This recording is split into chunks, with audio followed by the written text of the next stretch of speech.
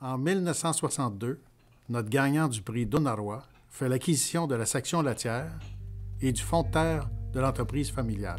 Il possède alors 23 vaches, 6 stars et produit quelques 125 000 livres de lait. Dès l'achat de la ferme, il travaille à améliorer la génétique du troupeau et augmente sensiblement le nombre de bêtes. Dans les années 70, conscient que l'agriculture se spécialise, il profite de toutes les occasions pour approfondir ses connaissances agronomiques. Il découvre la technique de stabulation libre et, enthousiasmé par cette méthode, il est un des premiers producteurs québécois à l'appliquer. Germain aura donc prêché par l'exemple en s'impliquant activement dans de nombreuses organisations agricoles et en s'affirmant comme un véritable précurseur lors de la formation de nouvelles structures collectives.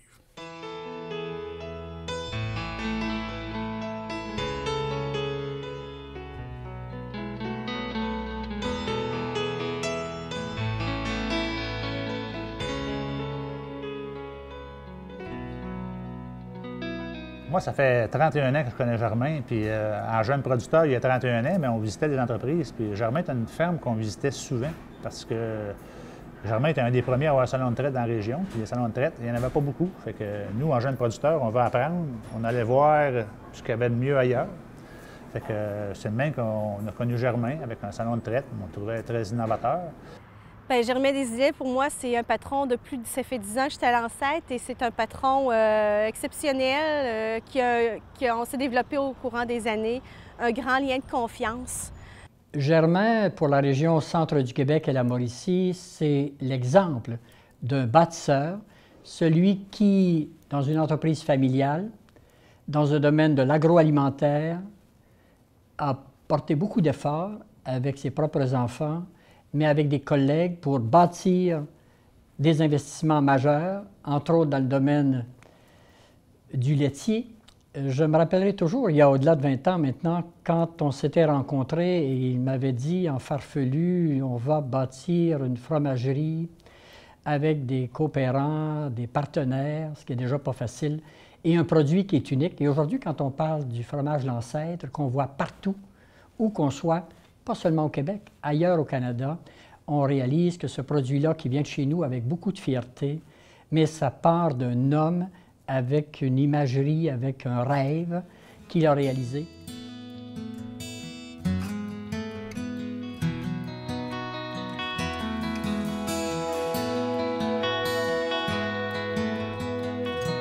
Un bâtisseur, meneur d'hommes, un homme d'action.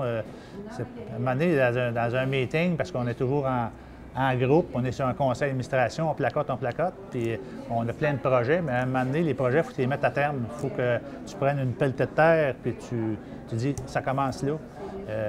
Ça prend un contact, il faut dire, la première cuvée de fromage, elle va se faire, puis on fait un premier échantillon, on s'assied ensemble, on goûte ce produit-là, puis on dit, hey, ça va être notre produit. Puis il faut passer à l'acte, c'est beau parler. C'est ça qui est toujours dans un conseil d'administration. Il y a beaucoup de monde qui placote. Ce qu'on peut dire de Germain, c'est qu'à un moment donné, c'est assez le parlage, on passe à l'action. Il y a un comité qui se forme. Lundi, tu t'en vas à telle place, puis ça commence. C'est une des qualités que Germain a, c'est qu'à un moment donné, on arrête de parler, puis on avance, puis on produit quelque chose. C'est quelqu'un aussi qui n'a pas peur de mettre la main à la pâte dans l'entreprise, c'est-à-dire s'il y a un bris d'équipement, il allait s'impliquer avec les employés. Tout le monde le connaissait. Il était souvent sur le plancher avec ses employés que dans les bureaux. Donc, c'est une personne, pour moi, on dit dans la vie qu'on rencontre une personne comme celle-là une fois dans notre vie, bien, j'ai la chance d'avoir rencontré M. Desilets. La fromagerie, il y avait quelque chose qui brisait. Germain, c'était un manuel. Fait qu'on disait que ce mur-là était dans les jambes. Puis un moment donné, tu arrivais un samedi matin, puis le mur était tombé à terre. Puis le lundi matin, le mur était remonté, puis il était fait à la bonne place. Avec des paroles, un mur, ça se tasse pas, mais Germain, c'est un gars que s'il faut l'acheter à terre, le mur, on va l'acheter à terre, on va repartir. Puis c'était comme ça. En fait, aujourd'hui, ne serait-ce que pour la jeunesse, ce que nous cherchons, c'est des gens de référence, des gens qui ont donné l'exemple que quand on a un rêve, on peut le réaliser effectivement. Et il est un de ceux-là, dans un milieu pas facile, où il y a eu à se battre, il y a eu à négocier sans arrêt. Nous autres, de base, on est des producteurs agricoles. Hein. On vend, le tracalais ramasse notre lait, puis tout est facile. Mais vendre un produit fini, c'est une autre histoire. La compétition est là, puis il faut avoir un bon produit, puis répondre à toutes les normes qu'on avait à répondre dans le temps, qu'on ne connaissait pas, qu'on a appris sur le tas, puis il y avait beaucoup d'ouvrages à faire. Hein. Fait que ça a été un très beau projet. Quand on regarde ça par après, c'était un beau rêve, une belle aventure, puis qui a été bien menée. D'autant plus que ce qui est bon dans le fromage produit par l'ancêtre, c'est ce qui me fascine, c'est quand tu goûtes à quelque chose de 5 ans, 10 ans, quelque chose de fantastique, et que tu sais qu'il est d'un océan à l'autre à travers le pays. Et c'est originaire de chez nous, d'ici, et d'une idée qui vient de quelqu'un de notre coin.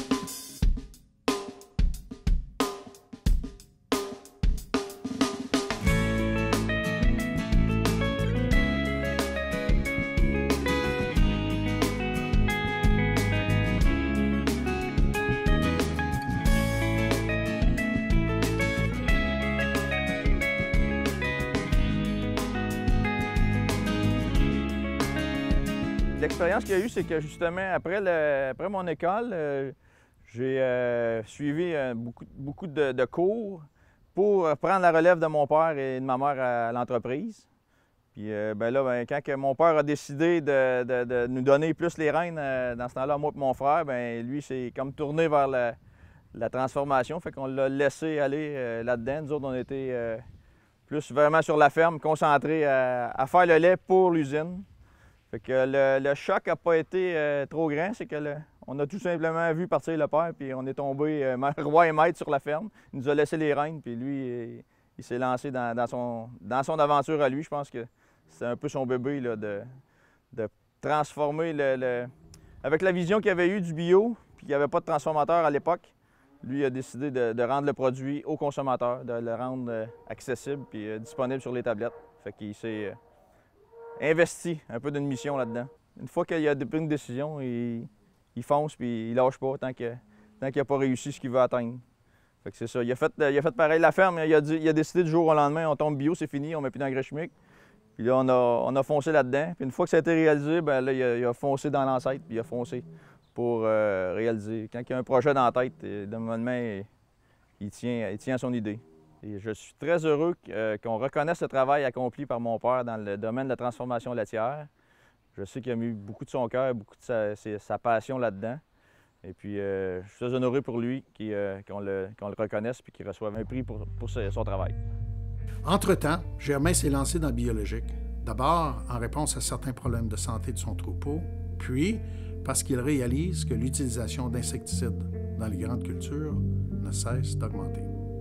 En 1992, il convainc une dizaine de producteurs laitiers biologiques de valoriser davantage leur lait en se lançant dans la production de fromage biologique. C'est venu par rapport à des problèmes de santé de mon troupeau que je regardais pour améliorer parce que j'aimais ça dormir la nuit. Je ne voulais pas être dérangé par le troupeau, tu sais, dans Puis travailler avec un troupeau qui n'est pas en santé, c'est pas drôle. C'est pas, vous savez, moi, en tout cas, ça m'affectait. Ça fait qu'on regardait d'autres choses. On cherchait pour améliorer ça. Puis après ça, j'avais la culture du maïs. J'ai commencé à faire du maïs grain en 67, ici, sur la ferme. Puis on arrosait une fois avec l'engrais, pas d'herbicide, un stock d'herbicide, puis c'était parfait. Notre lait, finalement, on voulait le faire transformer pour avoir un produit différent. Mais j'ai fait le tour de tous les transformateurs, puis il n'y avait pas d'intéressé. Il y en avait qui disaient que c'était une goutte d'eau, ça ne vaut pas la peine de s'occuper de ça. L'autre, il y en a un, entre autres, qui a dit « Vas-y, là, puis si ça marche, je t'achèterai. » Il n'a pas rien dit. Il avait tout compris. Ben, il n'est pas vendu encore. Finalement, il faut se regrouper pour se tenir. Si on ne se tient pas, ça ne va pas loin. La force de se grouper pour se tenir. Autrement, peut-être bien qu'on ne serait plus là. Dans le bio, je vois un avenir formidable parce que si on veut manger plus santé, puis si on améliore la santé de tout à chacun, bien, ça va aller bien mieux, je pense. Bien.